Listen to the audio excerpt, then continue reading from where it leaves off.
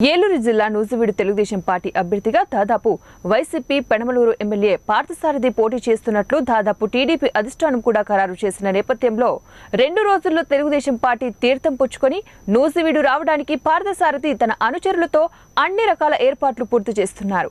ఇందులో భాగంగా పార్థసారథికి స్వాగతం పలుకుతూ ఏర్పాటు చేసిన బ్యానర్లను చూసి ప్రస్తుతం టీడీపీ ఇన్ఛార్జ్ ముద్రబోయిన వర్గం అసహనం వ్యక్తం చేశారు. మొదట ముద్రబోయిన వెంకటేశ్వరరావు ఫోటోను ఉన్న బ్యానర్లను పార్థసారథి వర్గం ఏర్పాటు చేయగా కొన్ని నిమిషాలలోపే పార్థసారథికి స్వాగతం పలుకుతూ ఏర్పాటు చేసిన బ్యానర్లలో ముద్రబోయిన ఫోటోను చించేయడం ప్రస్తుతం నూజివీడులో హాట్ టాపిక్ గా మారింది.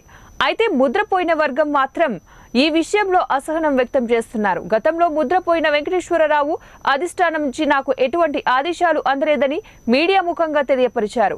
ఇప్పుడు కూడా పార్టీలో కొందరు నేతలు కలిసి పార్టీ కోసం కష్టపడ్డాను అని నాకు సీట్ ఇస్తే కష్టపడతానని చెప్తున్నారు.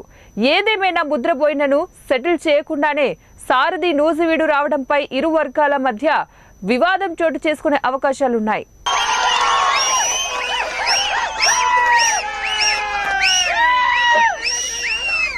అదేవిధంగా మేము ఏదైనా నీతి నిజాయితీగా ఉంటాం. రాజకీయంలో 10 సంవత్సరాల్లో ఎక్కడైనా 10 పైసలు తప్పు చేసినట్టు ఎవడైనా సరే ఈ తాలూకాలో ఛాలెంజ్ చేస్తున్నా తప్పు చేశాడు వెంకటేశ్వరరావు అని ఎవడన్నా చెప్పగలడని అడుగుతున్నా.